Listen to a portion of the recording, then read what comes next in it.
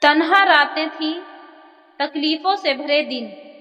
جیسے ہی سورج کی روشنی مکہ کی گلیوں پر پڑتی، ایک آواز ہوا میں گونجتی، احد احد، مطلب ایک ہے، اللہ ایک ہے۔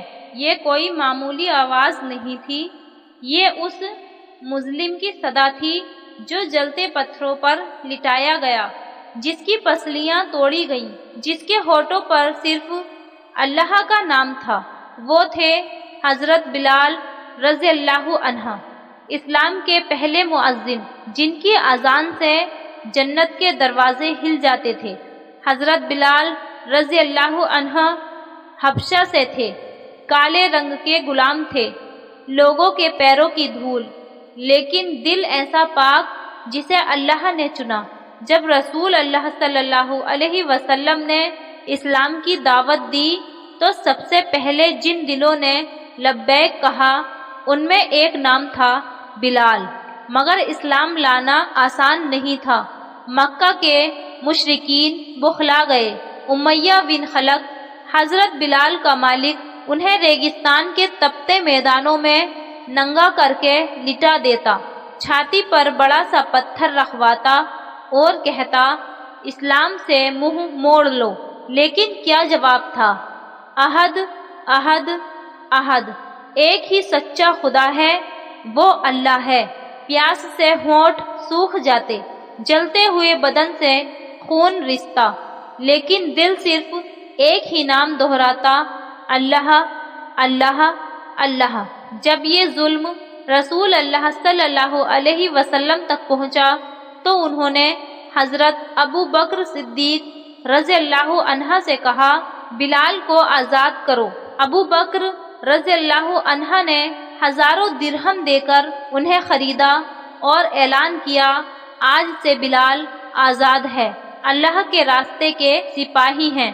جب مدینہ میں مسجد نبوی بنی، رسول اللہ صلی اللہ علیہ وسلم نے حضرت بلال سے کہا، بلال اذان دو۔ اور پھر پہلی بار دنیا نے وہ صدا سنی جسے جبرائیل علیہ السلام بھی سننے کو رکے ہوں گے، اللہ اکبر، اللہ اکبر، اللہ سب سے بڑا ہے۔ اشہد ان لا الہ الا اللہ، میں گواہی دیتا ہوں کہ اللہ کے سوا کوئی معبود نہیں۔ پورا مدینہ تھم گیا، جنت نے سکون کی سانس لی اور رسول اللہ صلی اللہ علیہ وسلم کی آنکھوں سے آنسو بہہ نکلے۔ ان کی آواز اتنی گونجدار، دل کو چھو لینے والی تھی کہ لوگ نماز سے پہلے ہی مسجد میں جمع ہو جاتے۔ بلال رضی اللہ عنہ صرف مؤذن نہیں تھے، وہ بہادر مجاہد بھی تھے۔ غزوہ بدر، اسلام کی پہلی جنگ میں انہوں نے بھاگ لیا۔ اسی جنگ میں ان کا سامنا اس ظالم امیہ بن خلف سے ہوا اور پھر انصاف ہوا۔ بلال رضی اللہ عنہ نے اسے اسی میدان میں ہرا دیا جہاں کبھی وہ ان کے سینے پر پتھر رکھتا تھا۔ جب نبی کریم صلی اللہ علیہ وسلم کا انتقال ہوا، بلال رضی اللہ عنہ کی دنیا اجڑ گئی۔ وہ روتے رہے۔ انہوں نے اذان دینا چھوڑ دیا کیونکہ اب وہ آواز جو اشہد ان محمد رسول اللہ کہتی تھی وہ ان کے دل کو توڑ دیتی تھی۔ اے میرے پیارے نبی، جب آپ ہی نہیں رہے تو میں کسے اذان دوں؟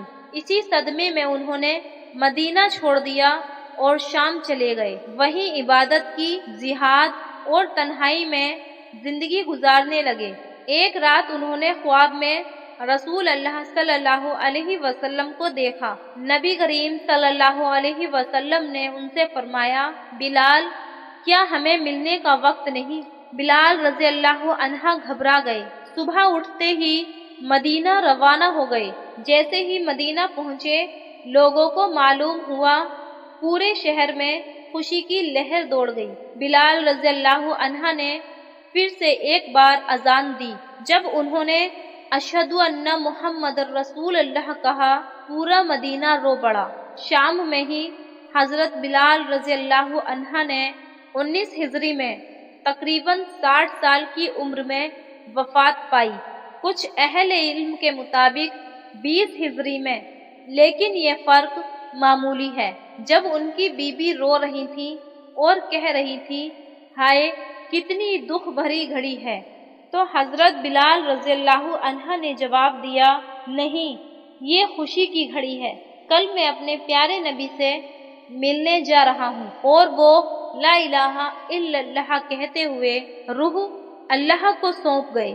سبق جو ہمیں اس واقعے سے لینا ہے: نمبر 1، صبر کرو چاہے حالات جیسے بھی ہوں۔ نمبر 2، اللہ پر یقین رکھو جب لوگ تمہیں توڑیں۔ نمبر 3، محبت سچی ہو تو اللہ تک پہنچا دیتی ہے۔ نمبر 4، نام، رنگ، جات یہ سب اسلام میں معنی نہیں رکھتے۔ نمبر 5، جو اللہ کے لیے جیے وہ اس دنیا میں بھی بلند رہتا ہے اور آخرت میں بھی۔ ایک کالے غلام کو جنت کا مؤذن بنا دیا گیا کیونکہ اس کے دل میں سچا ایمان تھا۔ رسول اللہ صلی اللہ علیہ وسلم نے فرمایا میں جنت میں چلا گیا تو کسی کے قدموں کی آہٹ سنی، وہ بلال کے تھے۔